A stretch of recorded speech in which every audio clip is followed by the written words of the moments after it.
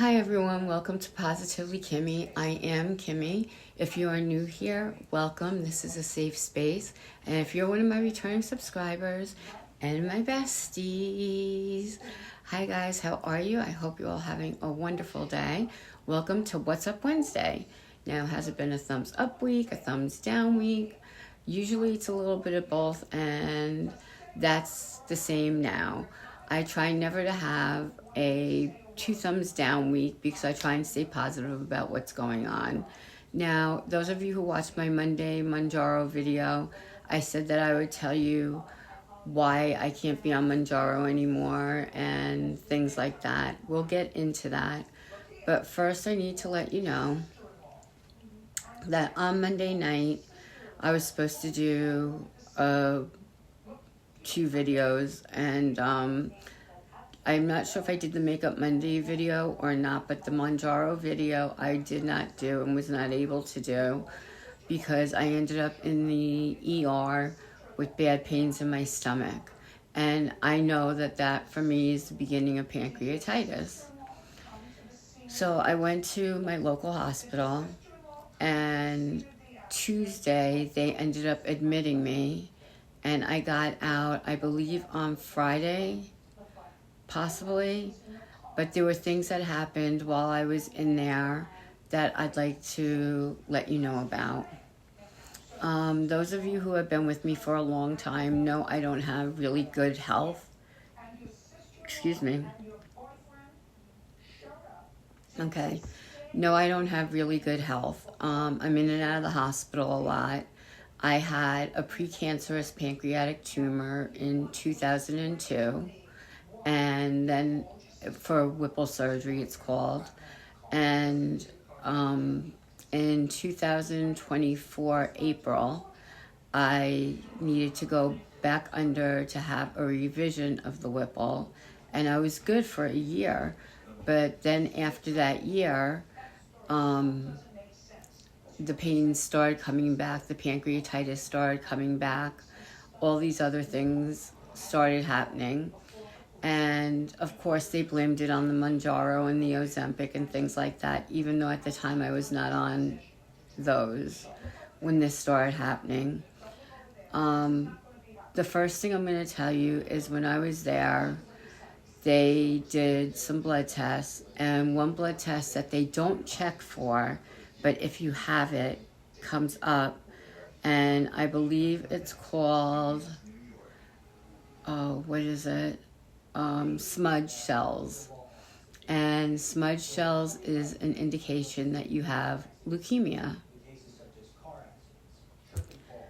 I have to now go see a hematologist oncologist to keep an eye on it. I've been trying to make appointments. I haven't been successful yet finding someone who takes my insurance and can get me in, but it looks like it's going to be a type of leukemia. My understanding of it, as far as what I was told in the hospital, was that it's a very slow progressing type of leukemia. And my white cells were really good, so that was promising. And I'll know more once I see the hematologist, but it's something they'll have to keep an eye on. There are no real symptoms for it other than fatigue, which I'm always exhausted, but that's just me. I don't sleep well at night. So I'll go to him and I'll keep you updated on what he had to say. Now, when I got out on Friday, they wanted me to follow up with my PCP, but I already have an appointment scheduled for him in January, so I did not need to go before that because I had an appointment yesterday with my surgeon.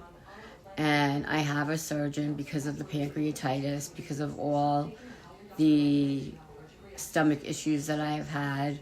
I've had, I would say, easily 11 surgeries on my stomach since 2002 for different things, either hernias or mostly hernias, small.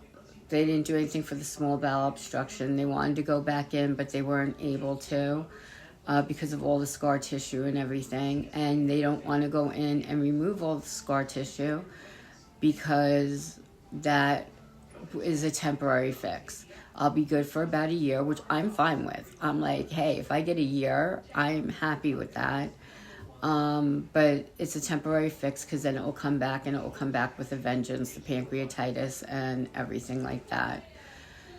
So what I have to do is see a doctor in Manhattan. I live in New York.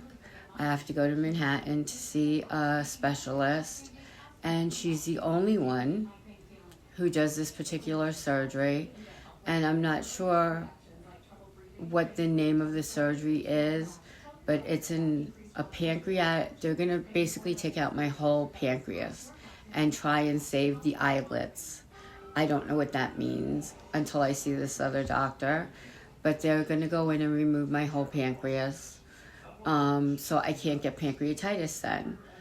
I also, unfortunately, however, will then be considered a diabetic.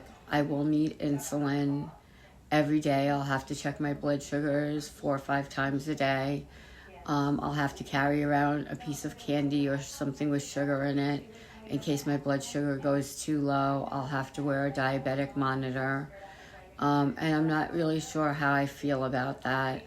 I don't know which is the lesser of two evils. Going in and out of the hospital every other month, which it's been since September. I was in the hospital in September with pancreatitis, October, and now December. Most people don't get pancreatitis in their whole lives. Those who are prone to pancreatitis are usually people who drink a lot of alcohol. I do not drink at all. So for me, it's because of all the scar tissue that I get it.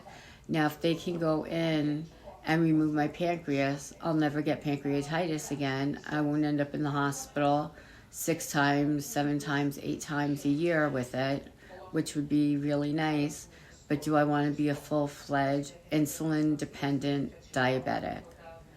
I don't know enough about diabetes. I don't know what that means. I don't know what kinds of foods I would be able to eat, how I would regulate my blood sugars. I know they have this monitor, and if your blood sugar goes low, you know to have something, but I don't know what happens when it goes too high. I have so many questions. So my doctor was calling the specialist yesterday and going to tell her about me and my quality of life. I was so nauseous yesterday when I went to see her, and I haven't had Manjaro in my system since the week before I went in the hospital because I was having pains in my stomach then. So it's been about 2 weeks without the Manjaro.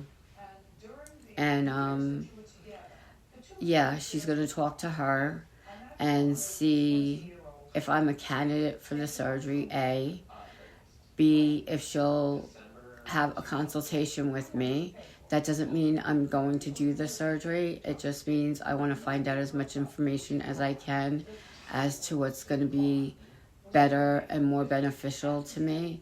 If you know anything about diabetes, insulin-dependent diabetes, please let me know, because I've been looking things up on YouTube and they just tell you the difference between type 1 and type 2. I already know the difference between the two of them. My father was a type 2 diabetic, but he really never paid attention to his diet, where I'm going to have to be very strict, paying attention to a lot of things. I just don't know what things they are, so I can't tell you any of that. So that's what's been going on. So I'm no longer allowed on the Manjaro, so I will have to watch what I am eating, watch what I am drinking. I will update you when I go see my hematologist, and I will definitely update you when I go see the surgeon, which probably won't be till January sometime. And if I have these smudge cells and leukemia, can she even do the surgery after that? You know, I don't know the answer to any of those questions. So if you can even think of things that I haven't addressed right now that I should ask my doctor when I go see her, I'd appreciate you jotting something down for me. And I hope this answers any questions you have. Am I taking it as a complete thumbs down week? Absolutely not. Absolutely not. Because the leukemia, if it's a slow spreading one, my mom's lived with it for 2 years now. So I see that. And the most that she has wrong with her is that she's tired all the time. If that's my biggest complaint, I think I'm good. As long as I don't need chemo or radiation, I think I'm good. But I'll have to see what my hematologist says, and they'll have to keep a close eye on that. And as far as the other doctor's concerned, I just have so many questions. So many questions. And I am writing a list. And when I go see her and get my questions answered, I will update you guys as well. But I want to thank you all for your prayers and well wishes while I was in the hospital. I really appreciate it.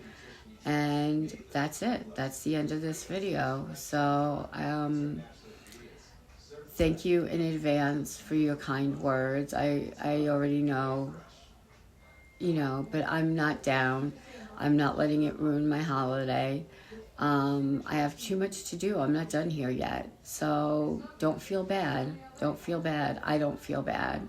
I am positive that everything will work out the way it's supposed to. And I know that. You know, God's not done with me here yet. So we'll just fight another fight.